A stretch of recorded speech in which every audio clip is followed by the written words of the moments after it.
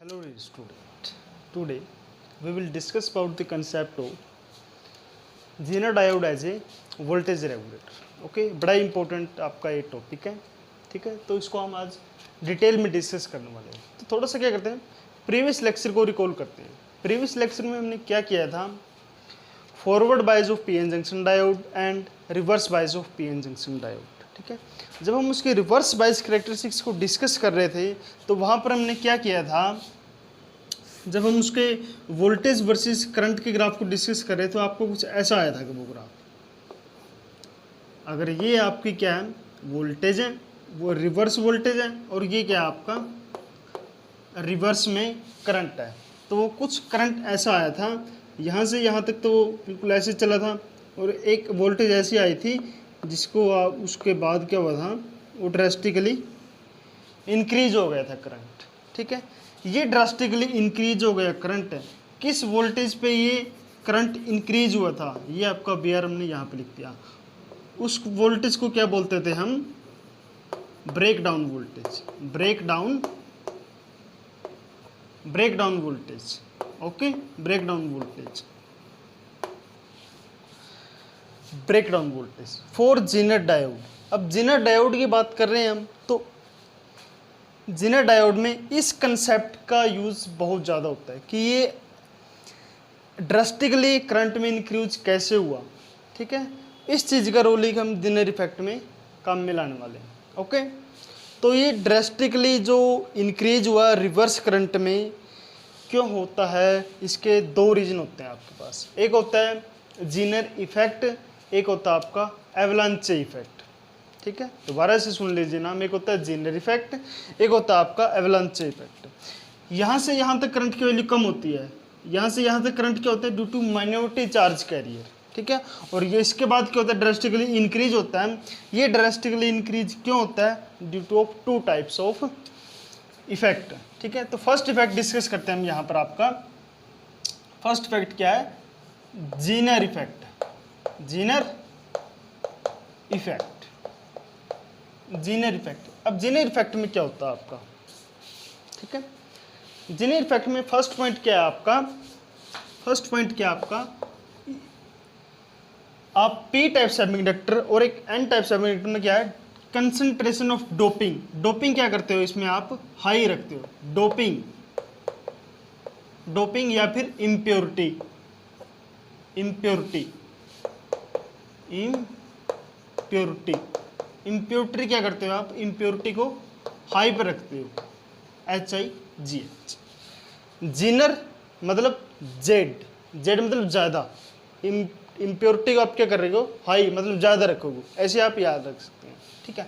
जब आप इम्प्योरिटी को क्या करते हो, हाई करते हो, डोपिंग उसकी हाई रख देते हो, तो हमने पढ़ा है जब हम डोपिंग को हाई कर देते हैं, हाई इम्प्योरिटी पे रखते हैं, तो उसकी डिप्लेशन लेयर क्या हो जाती है, कम हो जाती है। आप हमारे प्रीवियस लेक्चर को देख सकते हैं, वहाँ हमने उसको बहुत ही अच्छी तरीके से इसको एक्सप्लेन किया, वहाँ से आप उसको देख सकते हैं, ठीक है। तो जब हम इम्प्योरिटी को हाई करते हैं तो क्या होता है, डिप्लीशन जो लेयर होती है, डिप्लीशन लेयर वो क्या हो जाती है, डिक्रीज हो जाती है, डिप्लीशन लेयर क्या हो जाती है, डिक्रीज हो जाती है। मतलब डिप्लीशन लेयर आपकी अगर मान लो फर्स्टली इतनी थी, आफ्टर हाई इम्प्योरिटी वो डिप्लीशन लेयर आपकी बहुत छोटी सी बच जाती है, ठीक है। तो मेन फंडा क्या है, डिप्लीशन लेयर कम हो जाती है। जब डिप्लीशन लेयर कम हो जाती है तो हम एन टाइप से पी टाइप में इलेक्ट्रॉन या फिर होल को मूव करवाने के लिए हमें क्या करें, बहुत स्मॉल रिवर्स वोल्टेज को अप्लाई करना होता है। हम रिवर्स बायस की बात कर रहे हैं यहाँ पर, तो क्या करना पड़ेगा हमें, एन टाइप से पी टाइप में आपको इलेक्ट्रॉन को मूव करवाने के लिए क्या करेगा, एक बहुत छोटी सी वोल्टेज को अप्लाई करना पड़ेगा, ठीक है। तो क्या करना पड़ेगा आपको, small reverse voltage, reverse voltage, बहुत ही आपने छोटी सी वोल्टेज को अप्लाई करना पड़ेगा इन रिवर्स डायरेक्शन, ताकि आप एन टाइप से पी टाइप में क्या कर सकते हैं, इलेक्ट्रॉन को मूव करवा सकते हैं फॉर कंडक्शन इलेक्ट्रिसिटी, ठीक है। अब होता क्या है इस फील्ड में, जब आपने बहुत छोटी सी वोल्टेज को अप्लाई किया है, छोटी सी वोल्टेज मान लो वोल्टेज आपने अप्लाई किया है 2 वोल्ट का, ठीक है। डिप्लीशन लेयर आपका क्या है, बहुत कम है। डिप्लीशन लेयर मान लीजिए डिस्टेंस मान लीजिए आपकी कितनी है, 200 एंगस्ट्रॉम मान लीजिए। 100 एंगस्ट्रॉम मतलब 1 एंगस्ट्रॉम क्या होता है, 10⁻⁻10 मीटर होता है ये, ठीक है। तो आपने रिलेशन पढ़ा है, रिलेशन क्या होता है वो आपका, फिर electric field is equal to V/d।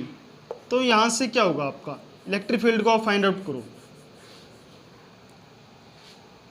Electric voltage क्या है, 2/200 एंगस्ट्रॉम। Angstrom 10⁻⁻10 metre. ओके, ये क्या है, 2 वोल्ट है यहाँ पर।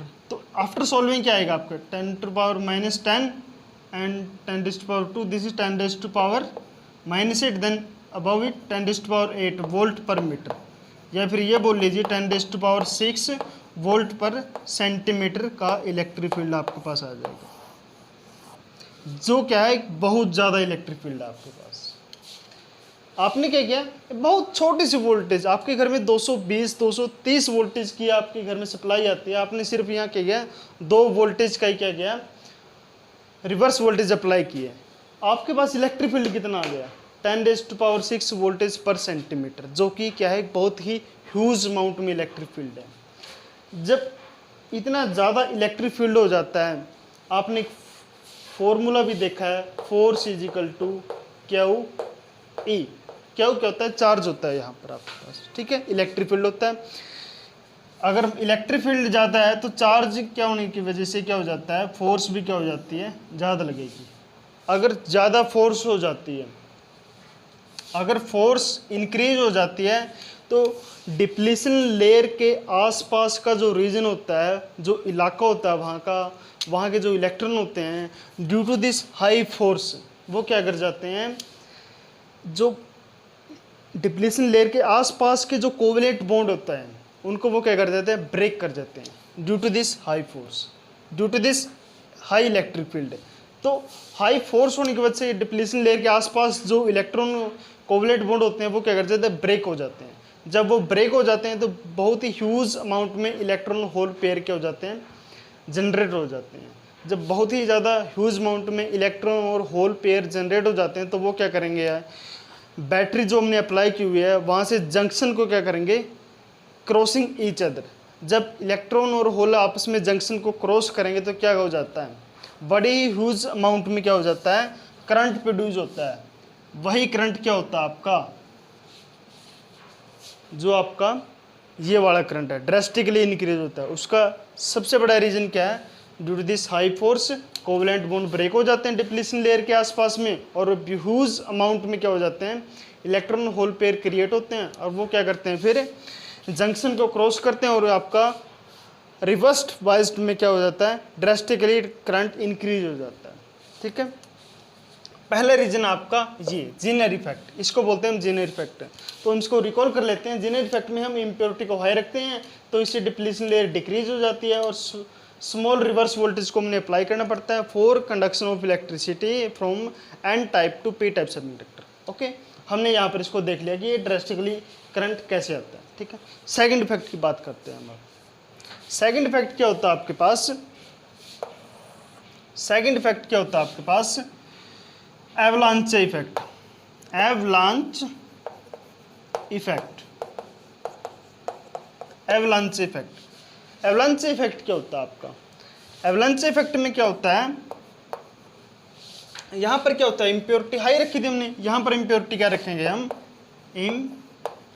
इम्प्योरिटी को हम क्या करेंगे, लो पे रखेंगे। इम्प्योरिटी को आप क्या करोगे, लो पे रखोगे। डिप्लीशन लेयर क्या होगी फिर आपकी, जब आपकी इम्प्योरिटी बहुत ही कम है तो उस केस में क्या होता है, डिप्लीशन लेयर क्या हो जाता है, उसका रीजन वाइड हो जाता है, फैल जाता है। तो डिप्लीशन लेयर क्या हो जाती है आपकी, डिप्लीशन लेयर क्या हो जाती है, इंक्रीज हो जाती है इन केस में, इंक्रीज। डिप्लीशन लेयर क्या हो जाती है, इंक्रीज हो जाती है यहाँ पर। जब डिप्लीशन लेयर इंक्रीज हो जाती है आपके पास, मान लीजिए ये आपका क्या है, एक ये आपकी डिप्लीशन लेयर है बीच में, ये आपका पी टाइप है और ये आपका एन टाइप है। यहाँ पर क्या है, होल मेजॉरिटी चार्ज कैरियर में है, और यहाँ पर क्या आपका इलेक्ट्रॉन क्या है, मेजॉरिटी चार्ज कैरियर में, एन टाइप में। ठीक है, तो डिप्लीशन लेयर क्या हो जाती है, इंक्रीज हो जाती है, क्योंकि यहाँ पर इम्प्योरिटी क्या है, कम है। जब डिप्लीशन लेयर क्या हो जाती है, बढ़ जाती है, अब पहले यहाँ पर थी, बाद में कहाँ पर आ जाएगी ये, मान लीजिए यहाँ पर आ गई आपकी ये डिप्लीशन लेयर, इतना अब इसका रीजन हो गया यहाँ से यहाँ तक। जब आप इसको वोल्टेज के साथ अप्लाई करोगे, positive to negative and negative to positive, ठीक है, ये नेगेटिव है, ये पॉजिटिव आपका रिवर्स वाइज में, तो आपको क्या करना पड़ेगा, वाइड रीजन होने की वजह से आपको ज़्यादा वोल्टेज अप्लाई करनी पड़ेगी यहाँ से, क्योंकि ज़्यादा वोल्टेज को अप्लाई करोगे तभी तो इलेक्ट्रॉन इतना ज़्यादा लंबा सफ़र तय करने के बाद यहाँ पर पहुँचेगा। मतलब क्या, आपको ये वोल्टेज जो है, रिवर्स वोल्टेज जो आपने बाहर से एक्सटर्नल लगाई है, ये आपको क्या पड़ेगी, ज़्यादा अप्लाई करनी पड़ेगी। ठीक है, ये वोल्टेज आपको ज़्यादा अप्लाई करनी पड़ेगी। तो वोल्टेज अगर ज़्यादा अप्लाई करोगे आप, तो क्या होगा आपके पास, तो स्पेस की डेफिशिएंसी हमारे पास। तो इस पूरे का आप स्क्रीनशॉट ले सकते हैं ताकि आपको समझने में आसानी हो जाए। इसका स्क्रीनशॉट ले लीजिए आप एक बार।